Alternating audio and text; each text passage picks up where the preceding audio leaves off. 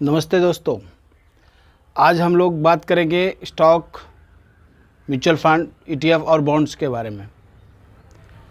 सभी लोगों को ये भ्रांतियां हैं कि अगर हम एफडी में पैसा कर रखते हैं तो ये मेरा ज़्यादा सुरक्षित है, लेकिन इसमें रिटर्न 6 से 7% मिलता है।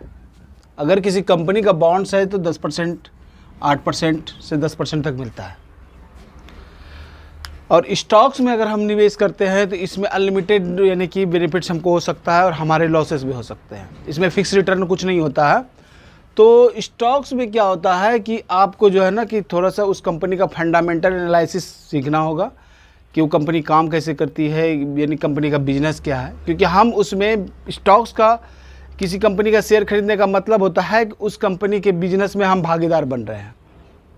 तो अगर उस बिज़नेस में भागीदार बन रहे हैं तो कोई भी बिज़नेस हम करते हैं तो उस बिज़नेस में नुकसान होता है तो हमें भी होता है, अगर प्रॉफिट होता है तो हमें भी होता है। तो ये स्टॉक्स जो है सबसे मेन चीज़ है अगर आपको जल्द से जल्द ज़्यादा रिटर्न कमाना है तो, क्योंकि इसमें कोई फिक्स नहीं है। इसीलिए आपने सुना होगा कि इसमें कोई व्यक्ति 10,000 रुपये निवेश किया, 1,000 करोड़ रुपये पे 40 साल में तब्दील हो गया, कोई यानी कि 400 गुना पैसा 20 साल में कर लिया। इसी तरह सब होता है। तो इसमें संभावनाएं हैं, ये आपके सपनों का प्रवेश द्वार है। आज हम लोग चर्चा करेंगे कि हम इन चारों कैटेगरी में हमें कौन सा बेहतर विकल्प है। हमारे स्थिति के अनुसार हर चीज़ जो है सही है अपने स्थान पे। आपकी स्थिति क्या है, आप क्या चाहते हैं लाइफ से, वो इस पे डिपेंड करता है कि आप यानी कि जीवन में करना क्या चाहते हैं। अगर पैसे को पूर्ण आप टेंशन नहीं लेना चाहते हैं, बिना रिस्क फ्री चाहते हैं, तो आप एफडी में जमा कीजिए। एफडी में बस यही होगा कि जितना महंगाई दर बढ़ेगी आपका पैसा उतना ही ग्रो करेगा। अगर आप थोड़ा सा नॉलेज ले लेते हैं, अगर स्टॉक्स खरीदना सीख जाते हैं, स्टॉक खरीदते हैं, तो इसमें चांसेस है कि आप जल्दी से ज़्यादा ग्रो कर सकते हैं। ठीक है। अगर आपको जो है ना कि स्टॉक यानी कि परचेज करने में परेशानी हो रही है कि हमको समझ में नहीं आ रहा है कौन कंपनी का शेयर खरीदे कौन नहीं खरीदे, आपको समझ में नहीं आ रहा है, तो आप जो है ना म्यूचुअल फंड के थ्रू जा सकते हैं। म्यूचुअल फंड क्या होता है कि वो भी स्टॉक्स ही खरीदती है। वो कोई यानी फंड मैनेजर होता है, उसको हम पैसे देते हैं हर महीने, और उसके बिहाफ पे जो है वो जो है यानी कि अपना एनालिसिस करके कुछ यानी कंपनी सेलेक्ट करता है, उसी में बराबर वो फंड आपका डालते रहता है। उसी तरह वो सैकड़ों लोगों से, हज़ारों लोगों से यानी कि फ़ंड इकट्ठा करता है, और हर महीने जिस डेट में आप पैसा उसमें जमा करते हैं उसी डेट के एक दिन के अंदर वो उस पैसे को जो है ना उसमें निवेश कर देता है। इसमें आपको टेंशन लेने की कोई आवश्यकता नहीं है। तो इसमें भी क्या होता है कि 10 से 15% तक आपको जो है ना कि रिटर्न, सालाना कंपाउंडिंग रिटर्न मिल जाता है। कभी ज़्यादा भी होता है, कभी कम भी होता है। एवरेज आउट 15 से 20% तक ये भी बना के दे देती है। स्टॉक्स में भी वही है कि ये 15 से 20% तक तो बनाती ही बनाती है। अगर आपका किस्मत अच्छा रहा, आपने अच्छा कंपनी चूज कर लिया और अच्छा कंपनी में आपने निवेश किया, वो बार बार बढ़िया काम कर रही है, उसका रिजल्ट बढ़िया आ रहा है, तो वो ज़्यादा ग्रो करती है, तो क्या होता है कि वो जो है आपका पैसा ज़्यादा मल्टीप्लाई कर सकता है। ठीक है। तो पहला विकल्प आपके पास क्या है? स्टॉक्स। आजकल ऑनलाइन यानी कि पोर्टल उपलब्ध है जिसके माध्यम से आप क्विक एक झटके में ही आप यानी कोई भी शेयर बाय कर सकते हैं या सेल कर सकते हैं। इसमें लिक्विडिटी होती है कि आप जब चाहिए यानी कि आपको यानी कि इस कंपनी में बेनिफिट हुआ आप निकल सकते हैं, या आपको लॉस हो रहा है तो भी आप बने रह सकते हैं और फिर आप निवेश करते हैं तो कुछ दिन बाद देखिएगा लॉन्ग टर्म में स्टॉक्स में कभी भी नुकसान नहीं होता है। दूसरा विकल्प जो म्यूचुअल फंड हमारा है कि म्यूचुअल फंड में बहुत सारा यानी कि म्यूचुअल फंड है जिसमें अलग अलग है, लार्ज कैप है, मिड कैप है, स्मॉल कैप है, बहुत सारे कंपनियां हैं जो अलग अलग कैटेगरी का यानी कि म्यूचुअल फंड प्रस्तुत करती है। कोई फार्मा सेक्टर का ही सिर्फ यानी म्यूचुअल फंड में दे रही है कंपनियां, कोई आईटी सेक्टर का दे रही है, कुछ भी दे रही है।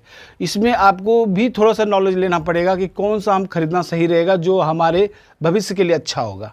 अगर इसे अच्छा सेलेक्ट कर लिया तो इसमें भी आपको अच्छा खासा रिटर्न मिल सकता है, क्योंकि एक चेन चलता है, एक सर्कल चलता है। कभी आईटी सेक्टर का दौर रहता है, कभी फार्मा सेक्टर का दौर रहता है, कभी एफएमसीजी सेक्टर का दौर रहता है। उसी प्रकार या एक आप अगर ब्लू चिप डायरेक्ट ग्रोथ वाला कोई फंड ले लेते हैं, आप सिक्योर्ड इंडिया की जो मोस्ट लार्जेस्ट कंपनियां हैं वो उसमें निवेश करती है। तो इसमें क्या होता है कि आपका पैसा थोड़ा स्लो बढ़ेगा लेकिन आपका सुरक्षित आपका पैसा बढ़ेगा, आप उसमें निवेश कर सकते हैं। हर व्यक्ति को स्टॉक मार्केट में निवेश करना चाहिए, चाहे आप स्टॉक डायरेक्ट खरीद के आइए या तो म्यूचुअल फंड के थ्रू आइए। और एक विकल्प है, जैसे आपको महीने का या सालाना आपको इनकम बेहतर चाहिए, तो इसमें म्यूचुअल फंड की तरह झंझट नहीं है कि भाई 1 साल का लॉकिंग पीरियड है या 1 साल के पहले निकालते हैं तो आपको देना पड़ेगा। म्यूचुअल फंड में क्या होता है, जो फंड मैनेजर जो है आपके पैसे को मैनेज करता है, वो जो है कुछ ना कुछ चार्जेस करते हैं, ठीक है। वो आपसे चार्ज कुछ लेगा, आपको फ़ायदा हो या नुकसान हो, आपको उसको चार्ज देना पड़ेगा जब भी आप विड्रॉ कीजिएगा। और बहुत सा फंड होता है क्या कि 2-3 साल के पहले निकाल नहीं सकते हैं। कुछ फंड होता है साल भर के पहले अगर आप निकालते हैं तो उसमें प्रॉब्लम होता है, तो उसमें जो है ना कि आपको परेशानियां हो सकती है, क्योंकि वो आपका बंदर जो है कोई और ना चाह रहा है। अगर डायरेक्ट आप स्टॉक्स खरीदते हैं तो क्या होता है कि मेरा बंदर हम खुद न चाह रहे हैं, जब चाहें उसको बाज़ार से निकाल सकते हैं, जब चाहे डाल सकते हैं। किस समय हमको एग्जिट करना है, किस समय हमको एंट्री करना है, ये आपके हाथ में होता है। म्यूचुअल फंड में क्या होता है कि आपके हाथ में नहीं होता है। अगर अच्छा परफॉर्म मेरा कंपनी नहीं कर रहा है तो हम उस कंपनी से निकल नहीं सकते हैं, क्योंकि वो जो शुरू में ही जो 25, 50, 100 कंपनियाँ आपको रिकमेंड्स करेगी कि इस कंपनी में आपका पैसा डालेंगे, तो वो उसी में बनी रहेगी, ठीक है। जिसके कारण जो है ना कि आप यानी कि चाह के भी कुछ नहीं कर सकते हैं कि भाई इसमें क्रैश हो रहा है तो हम कुछ कर लें, नहीं कर सकते हैं। और तीसरा विकल्प होता है आपका ETF। ये म्यूचुअल फंड से बहुत ही जो है ना कि आसान है और इस लिक्विडिटी इसमें होती है कि ताकि आप जल्दी से जल्दी इससे निकल सकते हैं। ये जिस तरह स्टॉक ट्रेड करता है उसी प्रकार ये ट्रेड करता है। यह है एक्सचेंज ट्रेडेड फंड, यानी एक्सचेंज पे जो फंड हमारा है वो ट्रेड कर रहा है, उसी को एक्सचेंज ट्रेडेड फंड बोला जाता है। इसमें क्या होता है कि एक फंड, मुफ्त फंड, मान लीजिए कि 500 करोड़ रुपया या 5000 करोड़ रुपया, कुछ भी पैसे को जो है उससे एक बार परचेज किया जाता है। कुछ कंपनियां, उसे शेयर खरीदा जाता है धीरे धीरे करके, और उसके बाद उसी को जो है ना कि एक टुकड़े में, जिस तरह शेयर का टुकड़ा होता है ना, तो उसी में इसको विभाजित कर देती है और उसका दाम हो जाता है। मान लीजिए इसका दाम हो गया 200 रुपया, या किसी का दाम हो गया IT सेक्टर का मान लीजिए 30 रुपया। अब वो जो 1000 करोड़ रुपये का जो था उसको टुकड़े में विभाजित किया। अब जिस प्रकार जो कंपनियां उसमें शामिल हैं, मतलब 20 2500 30, वो जिस तरह से परफॉर्म करती है तो उसी प्रकार ये टुकड़ा भी उसी तरह बढ़ते रहता है, ठीक है। तो अगर हमारा इंडेक्स फंड है तो हम मान लीजिए इंडेक्स फंड में निवेश किए हैं, तो वो जिस तरह यानी कि इंडियन इकोनॉमी ग्रो करती है, हमारा इंडेक्स फंड जैसे निफ्टी 50 या जिसका भी हम लोग लिए हो, निफ्टी 20 ले सकते हैं, निफ्टी 50 ले सकते हैं, जूनियर 20 ले सकते हैं, कुछ भी IT इंडेक्स ले सकते हैं, ETF, तो वो जिस तरह ग्रो करेगा वो भी करेगा। इसमें क्या होता है फ़ायदा कि आप जब चाहे जितना चाहे आप पैसा ऐड कर सकते हैं और निकाल सकते हैं।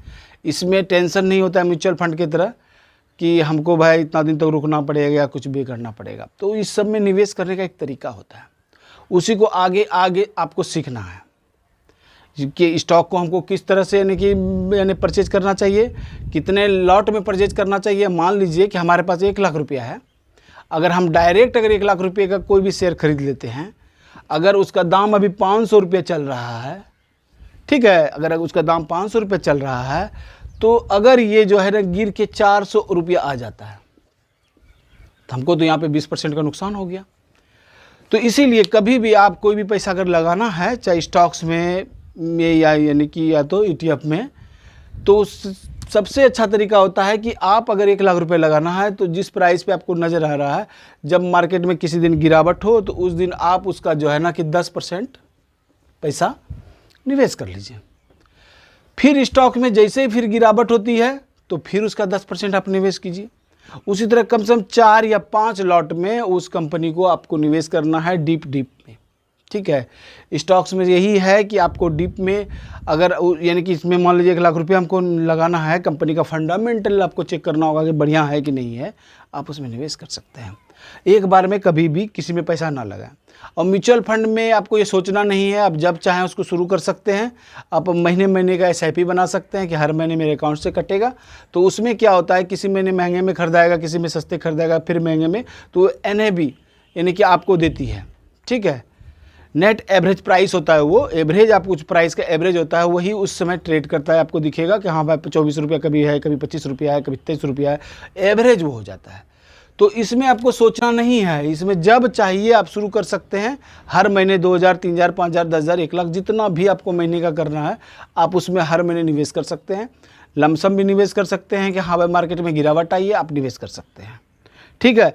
लेकिन ETF में निवेश करने के लिए एक सिस्टम आपको समझना होगा, ठीक है। वो सब पे लागू नहीं होता है। मान लीजिए कि स्टॉक्स में ऐसा नहीं होगा कि चलो भाई बढ़ने लगा तो फिर हम बाय कर रहे हैं, और बार बार भी इसको बाय नहीं कर सकते। अगर गिर रहा है, होता है कंपनी में कुछ बुरा न्यूज आ गया हो, कुछ गड़बड़ हो गया हो, आपको पता नहीं, आपको फंडामेंटल पता नहीं है, तो आप बार बार अगर उसको डिप पे अगर उसको बाय करते हैं तो हो सकता है आपका शेयर भी नीचे ही रह जाए हमेशा के लिए।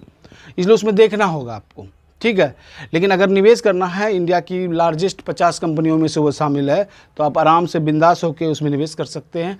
क्योंकि NSE 6 महीने में हर बार जो है, जो ख़राब परफॉर्म करती है कंपनी, उसको बाहर निकाल देती है, जिसके कारण आपको टेंशन लेने की ज़रूरत नहीं है, ठीक है। इसी के साथ ही ये टॉपिक यहीं समाप्त होता है। अब आप पे निर्णय है कि आप किस एसेट क्लास में निवेश करना चाहते हैं।